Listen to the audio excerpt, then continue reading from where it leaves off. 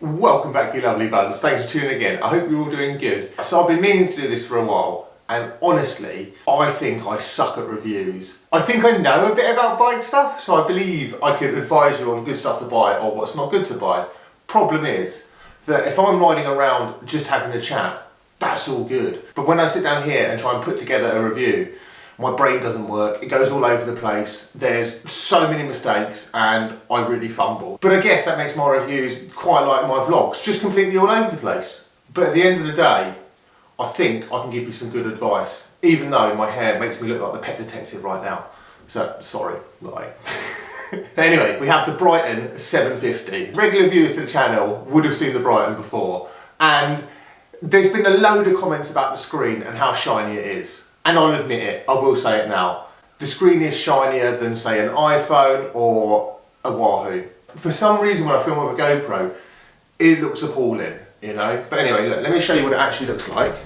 So this is what it actually looks like when you see it. So you can see it's pretty clear, right? You can see all your stuff, you've got your maps. The maps are really clear, you know? So as you can see, when I film it with a proper camera, it's not actually that glary. There's no sun in here, fair enough, but I've got two massive lights here, and you guys can still see it. So realistically, the screen isn't actually that much of an issue. I just thought I'd say that right at the start. So it's a 2.8-inch screen. It costs about £200 in the UK. And in the box you get a cadence sensor, a heart rate sensor and a speed sensor. You also get a tether and an out front mount. I'm not going to sit here and just do an unboxing because realistically guys, you just want to know what are the features of this device and should you buy one or should you go and get a Wahoo or a Garmin. The price of this, like I said, is around £200, and granted you can get a lower model Garmin or Wahoo for about a similar price.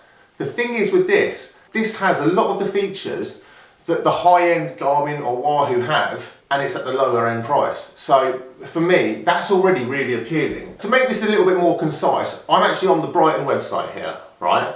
And I'm going to go through the things that they say it does and tell you if it does them or not. And then I'm going to tell you the things that I think are good about it, and then a couple of things that are bad about it, and whether or not I'm going to keep using this or I'm going to go back to my Wahoo. Technical stuff, 2.8-inch screen, it weighs 90 grams, and it's a touch screen.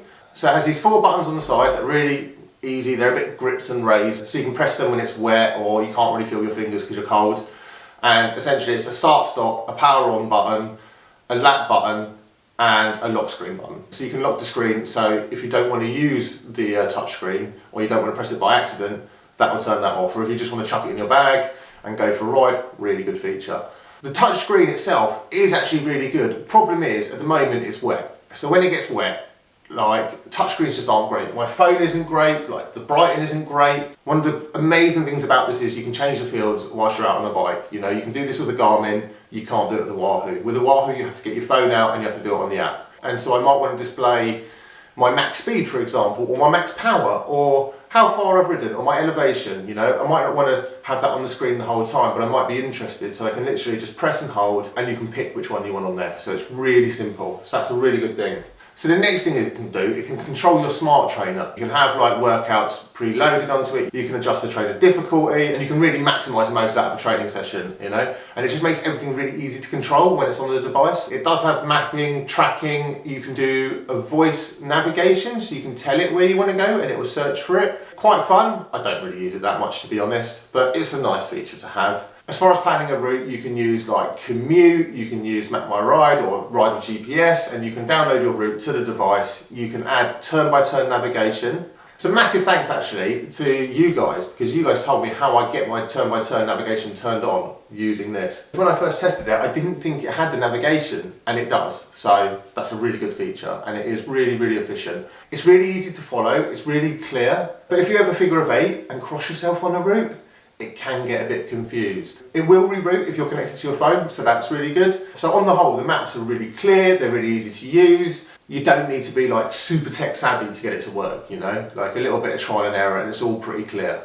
I suppose actually, yeah, whilst I'm on that, the setup of the device is super simple. It's literally turn on, it's got an auto pair feature, so it will automatically search for sensors, or you can add them manually. I didn't have any problems adding any sensor at all. You can add a Wahoo heart rate sensor, I've got power tap pedals, I have my in-peak crank power meter, I've got my ETAP gears, like displayed, and it also works with Di2. So it does loads of stuff and it connects to every device out there. You can set up 3 different profiles. I've got one set up for my gravel bike, one set up for my road bike, and one set up for indoor training.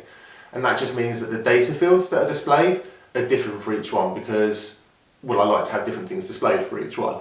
And you can do that. So it's nice to have that little bit of added extra customization. So it does have its own app, which is the Bryton app. And on this app, you can do all your updates. I believe you can plan routes and you can do workouts, etc. The app itself, it's all free, obviously. I've only used it on iOS, but I'm pretty sure you can use it on other Android phones. So when you set up your device, you literally just sync that to the app and then you can go through all the screens. And a good thing about the app is you can fine tune even further your fields. So you can get them to display in graphs or charts instead of just your standard numbers. I really like the round power meter graph. I've shown you guys before and you can't really see it, but this is essentially what it looks like. So it looks like there's a little ring here and it looks super cool and it serves no purpose other than looking awesome. So it's nice that Bryton have done something a little bit different with the data display. It's not a huge thing, it's not going to affect your performance. It just changes it up slightly. So yeah, good job on that, Bryton, actually. So I'm going to run through a few of the features. There's too many, so I'm just going to read them out to you. It's got a colour display. It's 240 by 400 pixels. It works from -10 degrees Celsius to 60 degrees Celsius. It has a log history of 300 hours. It uses all the GPS, GLONASS, Galileo, Video and QZSS satellites, which is really exciting. It will display alerts, so that's messages or emails, etc. if you've set it up and linked it with your phone. 2.8-inch display, IPX7 waterproofs. I've ridden in the worst conditions recently and I did actually drop it in a puddle. I mean, when I say puddle, it was basically a stream. And it's still working, so definitely works. It's touchscreen, it has a wireless LAN, etc. stuff. It syncs with Strava and everything and all that stuff, so you can automatically upload your rides straight away. It's compatible with all the big brands, so Shimano, Campagnolo and SRAM, as far as their ETAP electronic shifting, so it'll display your gears and all that sort of stuff. Third-party platforms it works with are Strava, Training Peaks, Self-Looped, Commute, Ride with GPS and Relive. Basically, there's a whole heap of features that it's got, and they work really well. So I've been using my Wahoo Element for such a long time. I didn't want to switch, and I suppose a lot of people can relate to this. I use an iPhone. Some of you guys might use Android. And then when you do the switch to a different brand, everything feels weird. And it doesn't with the Bryton. It's just a bike computer, it works. It's got a start-stop button, it's really simple. It syncs with everything perfectly, I didn't have any issues with anything. So the battery life lasts for 20 hours. And okay, this is one of the bad points. Not the battery life lasting for 20 hours, but where they've put the battery charging. So it's right here on the back of the device. So which means when it sits on the mount, you can't actually plug in the charger. This won't apply to everyone. So I want to start doing some long distance rides, and I know a lot of people that do these rides. And one thing that they do say that's really good about other brands is you can plug them in and charge them whilst riding. So when you have this mounted, you can't actually charge it whilst you're riding. So that's not the best, but honestly, when your battery lasts for 20 hours, I mean, essentially if I was doing a day bike packing, I could very easily ride for 20 hours, probably not going to ride for longer than that. And I could plug it in my portable power bank whenever I stop for a bit or have a little break or at the end of the day to give it a quick fast charge. So it's not the end of the world, but if they'd have put the charging part on the bottom, it would have meant that you could plug it in the whole time. But I mean, that's me nitpicking. All right, and my next bad point, you probably could have guessed this one. The screen is a little tiny bit glary. It's not too glary to see it compared to other devices.